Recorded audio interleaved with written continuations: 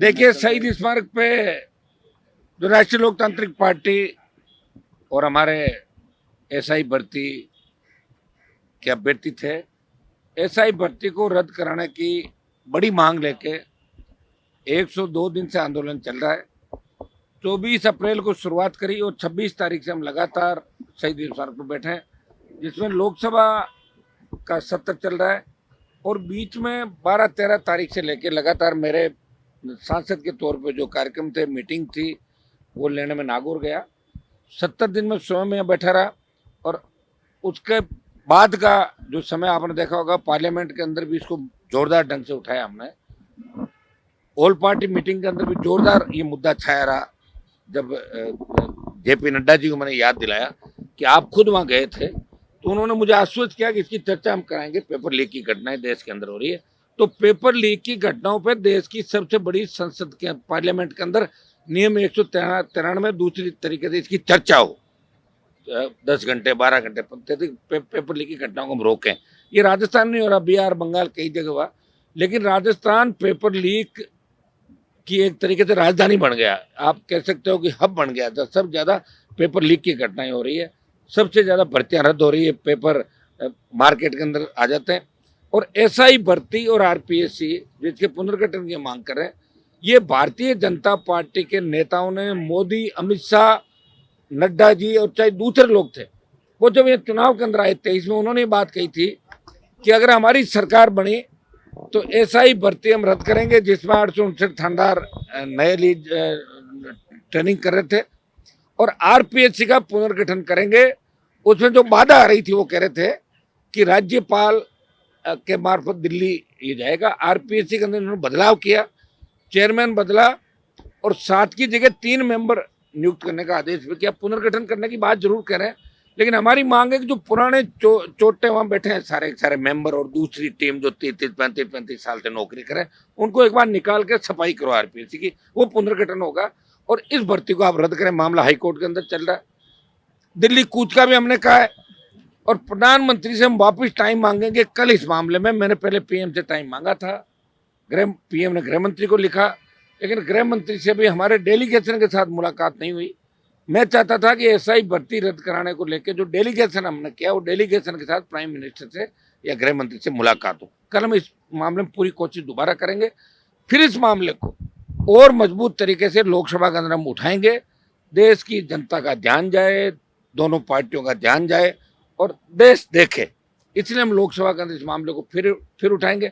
निश्चित रूप से जेल भरो आंदोलन, 1.25 लाख लोगों की रैली, बार बार आपके जो धरने प्रदर्शन और आंधी बरसात और तूफान के अंदर भी जिस तरह नौजवानों ने देश में संदेश दिया और ट्विटर पे ट्रेंड चलाया आपने कि भजनलाल हटाओ राजस्थान बचाओ, उसको शेडो बैन कराना पड़ा देश की सरकार को। जितनी राजस्थान सरकार की बदनामी देश के अंदर हुई है, दिल्ली के तमाम नेताओं को पता लग गया कि भजनलाल सरकार सबसे भ्रष्ट सरकार है और मुख्यमंत्री और इसके आसपास के लोग, रिश्तेदार सारे जमीनों पे कब्जे करने के अंदर लगे हुए। सारे डिस्प्यूट लैंड इनके परिजनों ने, रिश्तेदारों ने खरीद ली और रातों रात उनको सुलटा रहे हैं। तभी तो भजनलाल जी घेवर लेके दिल्ली में घूमते दिखे आपको। ये हमारे संघर्ष का ही परिणाम है कि भजनलाल को 2 क्विंटल घेवर लेके दिल्ली जाना पड़ा उन नेताओं का मुंह मीठा कराने के लिए कि साहब तीज के घेवर है, गाय के घी के बने हुए, ताजा है, आप खाओगे ताकि सोचो कि सीएम की कुर्सी बच जाए। लेकिन मैं आपको विश्वास दिलाता हूँ, भजनलाल लंबे समय तक राजस्थान के मुख्यमंत्री नहीं रहेंगे। अगर भारतीय जनता पार्टी को खत्म होना है तो भजनलाल को राजस्थान का मुख्यमंत्री रखेगी। इस पंचायत चुनाव के अंदर आपको परिणाम नजर आएगा कि भजनलाल सरकार के इर्द गिर्द के अंदर जो लोग बैठे हैं, जिस तरह सीएमओ भ्रष्टाचार के अंदर सीएम रेजिडेंस, मुख्यमंत्री कार्यालय और भजनलाल जी के सारे रिश्तेदार और उनके साथ बेडम से लेके कम से कम आधा दर्जन मंत्री जिन पर आरोप लगे, वो सारे जमीनों का धंधा कर रहे हैं, भारी भ्रष्टाचार कर रहे हैं। एक ही बात कहते हैं कि मौका आया है और इस मौके में अगर चौका नहीं मारेंगे तो दोबारा मौका कब आएगा और वापस कांग्रेस का आएगा तो ऊपर पर्दा डाल देंगे और बीजेपी वाले कांग्रेस के उस पर पर्दा डाल। बताइए, कांग्रेस के नेताओं पर जो ईडी की कार्रवाई हुई, पेपर लीक में जिन जिन नेताओं के नाम आए, एक भी नेता पकड़ा गया क्या आज तक? हमने मांग करी कि एक आध मामले की, रीट के मामले की सीबीआई जांच आप कराओ। आप खुद जब हाउस के अंदर किस तरह के आपके बड़े नेता बात करते थे जिनके पोस्टर पे फोटो थे, चाहे वसुंधरा हो, चाहे सतीश पूनिया, राजेंद्र राठौड़, तीसरा आपका सीपी जोशी, सब ये कह रहे थे कि अगर हमारी सरकार आई तो हम रीट की जांच कराएंगे, ये रद्द करेंगे, वो करेंगे। राजस्थान का जवान और राजस्थान की जनता सवाल पूछ रही है कि भारतीय जनता पार्टी के नेताओं की जुबान पे ताला कैसे लग गया, इन नेताओं के जंग कैसे लग गई, ये अपनी बात से बदल कैसे गए, क्या मिला जुली का खेल चल रहा है, ये राजस्थान का आम आवाम जानना चाहता है। और इसको लेके राष्ट्रीय लोकतांत्रिक पार्टी ने इस आंदोलन के सारे रिकॉर्ड तोड़ दिए और 100 दिन से ज्यादा अगर कोई पॉलिटिकल पार्टी और उसके नेता या लगातार बैठे रहे, वो आरएलपी पार्टी जो राजस्थान को बचाने के लिए संघर्ष कर रही है। हमारा जो मुख्य उद्देश्य है कि हमारी आरपीएससी, कर्मचारी चयन बोर्ड और माध्यमिक शिक्षा बोर्ड, इन पे लोगों का विश्वास कायम रहे, वापिस किसी भी तरह की पेपर लीक की घटनाएं नहीं हो, और जितने भी दोषी है, चाहे वो कांग्रेस के बड़े नेता हो, चाहे बीजेपी के जितने ब्यूरोक्रेट्स हो या दलाल हो, वो सब पकड़े जाए। मुझे प्रधानमंत्री का वो भाषण याद आ रहा है, वो कह रहे हैं कि पाताल से भी ढूंढ लेंगे पेपर माफियाओं को। तो पाताल पे जाने की जरूरत नहीं है, आप तो इस देश के अंदर ढूंढ लें, पेपर माफिया आपको इस देश के अंदर नजर आ जाएगा। ये हमारी प्रमुखता से मांग है, हम लड़ाई लड़ेंगे। अगर वहाँ हमारी पार नहीं पड़ी तो दिल्ली कूच होगा। आरपीएससी, एसआई भर्ती, अग्निवीर और तमाम मुद्दों को लेके, इस राजस्थान में बढ़ते अपराध को खत्म करने के मुद्दे को लेके, और भजन लाल और आसपास के मंत्रियों के भ्रष्टाचार को लेके हम दिल्ली के अंदर इनकी पोल खोलेंगे। आने वाले कुछ ही समय के अंदर हम दिल्ली कूच का ऐलान कर रहे हैं। हमारी नजर हाईकोर्ट के ऊपर भी है कि हाईकोर्ट से एक बार देख लेंगे हाईकोर्ट इसके अंदर क्या करता है। तारीख तो हम ही करेंगे, तो बता तो दिया आपको। अभी मुद्दा जिंदा है। ऑल पार्टी मीटिंग के अंदर भी आपने देखा कि पुरजोर तरीके से मामला उठा था, और जेपी नड्डा जी ने यह कहा कि इस मामले में पेपर लीक की घटनाएं गंभीर है और इसकी हम सदन में चर्चा कराना चाहते हैं। तो सदन में चर्चा हो जाए तो फिर इससे बड़ा मामला ही नहीं हो सकता। प्रयास कर रहा हूँ, एक बार उठाया और उठाएंगे, और फिर हमें लगेगा कि अब कहीं से कुछ नहीं हो रहा है तो फिर दिल्ली कूच हमारा अंतिम हथियार होगा, और उसकी जल्दी हम ऐलान कर देंगे दिल्ली कूच करने का।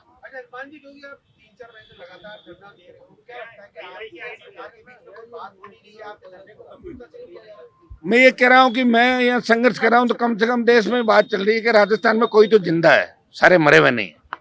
ये तो राजस्थान का तो मान बढ़ ही रहा है, क्या नुकसान क्या है भाई। ये तो लग रहा है ना भाई सारे सेट नहीं हुए। अभी भी एक पार्टी है जो राजस्थान के सम्मान में लड़ रही है। चाहे झालावाड़ की जो घटना थी, जिस तरह स्कूल ढह गया था, और मुझे कहते हुए मतलब किस तरह मतलब महसूस हो रहा है कि कांग्रेस पार्टी के 8 सांसद होते हुए भी कांग्रेस के किसी सांसद ने अपनी जुबान पे झालावाड़ की घटना का, उन जो बच्चे खत्म हो उनका नाम तक नहीं लिया कांग्रेस, और न मुख्यमंत्री वहां गए और न लोकसभा अध्यक्ष वहां गए।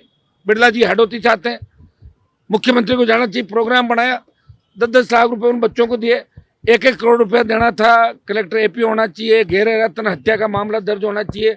आखिर वो शेड्यूल ट्राइब और ओबीसी के बच्चे थे, उस मामले को भी पुरजोर तरीके से हमने सदन को बाधित किया, रोका। उस मामले को हमने पूरा विरोध कराया, पूरे देश ने देखा कि आखिर मामला क्या। उस समय गृह मंत्री खुद हाउस के अंदर थे, राजनाथ सिंह जी थे, नड्डा जी थे, और उन्होंने हमसे कहा कि इस मामले को भी हम दिखवाएंगे। और निश्चित रूप से मेरा 0 ओवर के अंदर कल आया था, कल या परसों जैसे ही मामला आएगा मैं झालावाड़ की घटना को भी पुरजोर तरीके से, जिस तरह हमारी भावनाएं आहत हुई पूरे प्रदेश की, देश की, किस तरह हमारे छोटे बच्चे जो सरकारी लापरवाही की वजह से वो उनकी मौत हो गई बच्चों की, और अभिभावक किस तरह सरकार की गलतियों का दंड झेल रहे हैं। तो ये भी एक बड़ा मामला है, हृदय को झकझोर करने वाला। इस मामले को भी आरएलपी ही उठा रही है। कहाँ गया विपक्ष दूसरा, बताओ मुझे। कांग्रेस ने तो यहाँ सड़कों पे, ना दिल्ली में। हाँ, जब दूसरे अंदर के मामलों कांग्रेस कौन सी चर्चाएं करी, क्या नहीं करी, वो तो कांग्रेस जाने। लेकिन मैं मेरी ड्यूटी पूरी ईमानदारी से लोकसभा का निभा रहा हूँ, सड़क पे भी निभा रहा हूँ, सदन पे भी, सड़कों पे भी। आप देख लो 3-3 बजे तक धरने चलते हैं। जहाँ भी मौका लग रहा है मैं प्रयास कर रहा हूँ कि राजस्थान के आम आदमी को तकलीफ नहीं हो। राजस्थान में जिस तरह बजरी माफिया को पहले जिस तरह कांग्रेस सपोर्ट करती थी, बीजेपी के कुछ नेता सपोर्ट करें, कुछ पार्टनर भी है, बहुत से विधायक इन बजरी की लीज के अंदर इनके मिनिस्टर पार्टनर है। तो हम प्रयास करें कि हमारे सपनों का राजस्थान बने, इसके लिए लंबा संघर्ष करना पड़ेगा। संघर्ष हम कर रहे हैं। देखिए 100 दिन निकल गए, चिंता नहीं करें, काफी बदलाव भी हुए, और बड़े बदलाव आने वाले समय के अंदर। हमने कहा गौरव श्रीवास्तव लीकर और बजरी का धंधा करता है, भाग्य सीएम हो, भगाया कि नहीं भगाया। हम ये कह रहे हैं कि भर्तियां रद्द होगी, नहीं होगी तो दिल्ली में उनको चैन से नहीं बैठने देंगे, ये मैं आपको विश्वास दिलाता हूँ। सर, वसुंधरा राजे और भजनलाल शर्मा एक साथ दिल्ली के लगातार दौरे कर रहे हैं। भजनलाल शर्मा 2 बार दिल्ली जा चुके हैं। पहले भजनलाल जी वसुंधरा जी के यहाँ काम करते थे, तो और क्या है। पहले जब वो सीएम थी तो भजनलाल को जानती नहीं थी, वो बार बार नमस्ते करते थे। वो कह रहे क्या है बताएं कौन कैसा, मैं भजनलाल अंदर रहता हूँ। तो अब वसुंधरा का समय खराब आ गया तो भजनलाल दौरे तो क्या इससे घेवर वगैरह मंगाए होंगे उन्होंने वापस। दोनों एक साथ कर रहे हैं। ना वो तो घेवर उस समय क्या 2 क्विंटल ले गए थे, घेवर कम पड़ गए तो 1-2 क्विंटल घेवर और मंगा के वापस लेके आए घेवर। इनके तो तेल जल रहा है तो जनता का तो है नहीं, हेलीकॉप्टर लेके आ जाओ हवाई इसको कौन सीरियस लेता भजनलाल को। दिल्ली में तो इसकी रेपुटेशन बहुत डाउन होगी भजनलाल की। हर कोई कह रहा है यार कहाँ सीएम बना दिया, मजाक बना दी राजस्थान, और एक तरीके से राजस्थान को अपमानित कर दिया। इसके बजाय तो बिना सीएम के रह जाते, मोदी जी खुद ही चला लेते वहाँ। भाई पीएम के साथ राजस्थान का सीएम वो भी तो रह सकता है आदमी। कई बार एडिशनल चार्ज नहीं देते किसी को, और कई व्यक्ति 3-3 चार्ज रखता है। इतना बड़ा हमारा अपमान कि एक नौसिखिए व्यक्ति को जो दिन में 10 बार गलत बोलता है और जिसका पूरा परिवार प्रॉपर्टी डीलिंग का धंधा करता है, जिसके साले से लेके बेटे से लेके सारे लोग जमीनों जो विवादित जमीनें उनमें इन्वॉल्व है, ऐसे व्यक्ति को राजस्थान में बिठा दिया। मैं कह रहा हूँ समय रहता अगर इसको नहीं हटाया तो भारतीय जनता पार्टी राजस्थान में खत्म हो जाएगी, इतना ही मैं कह सकता हूँ। कल मैं जाऊंगा वहां पे, उस मामले को भी उठाएंगे। देखिए सब जगह यही हो रहा है, लाठी और गोली के बल पर ही सरकार चल, ईडी सीबीआई लाठी गोली। और मैं उनको धन्यवाद दूंगा बच्चों को और शिक्षकों को कि वो अपने हक की लड़ाई लड़ रहे हैं, और हक की लड़ाई लड़ते लड़ते लोगों ने बलिदान भी दे दिया। अगर भगत सिंह जी नहीं होते, बहुत से क्रांतिकारी नहीं होते तो देश आज़ाद नहीं होता। अगर वो ये सोच लेते कि हम कौन से राज करेंगे, राज तो नेहरू को मिला था, तो फिर हमें आज़ादी नहीं मिलती। इसलिए लड़ना पड़ेगा। मैं कह रहा हूँ मैं लड़ रहा हूँ, कोई जरूरी नहीं मुझे सफलता मिले, लेकिन देश में बात चल रही है प्रदेश में कि हनुमान बेनीवाल सब काम छोड़ के राजस्थान के जवान किसान और सर्व समाज के लिए सड़क से लेकर सदन तक लड़ रहा है, और हर वर्ग की लड़ाई लड़ रहा है। यही मैसेज हमें देना कि राजस्थान लड़ा का प्रदेश है, वो कमजोर प्रदेश अब नहीं रहा जो पहले था। वहां लड़ा के नए तैयार हो गए राजस्थान के। हमने तो बहुत छात्र संघ चुनाव के लिए मैंने तो मेरा बहुत समय खराब किया। छात्रों ने हवा निकाल दी थी उस समय, उससे मेरा बहुत नुकसान भी हुआ। छात्र नेता चुनाव चाहते हैं, आम छात्र चुनाव नहीं चाहता। आम छात्र कहता हमें क्या लेना चुनाव से।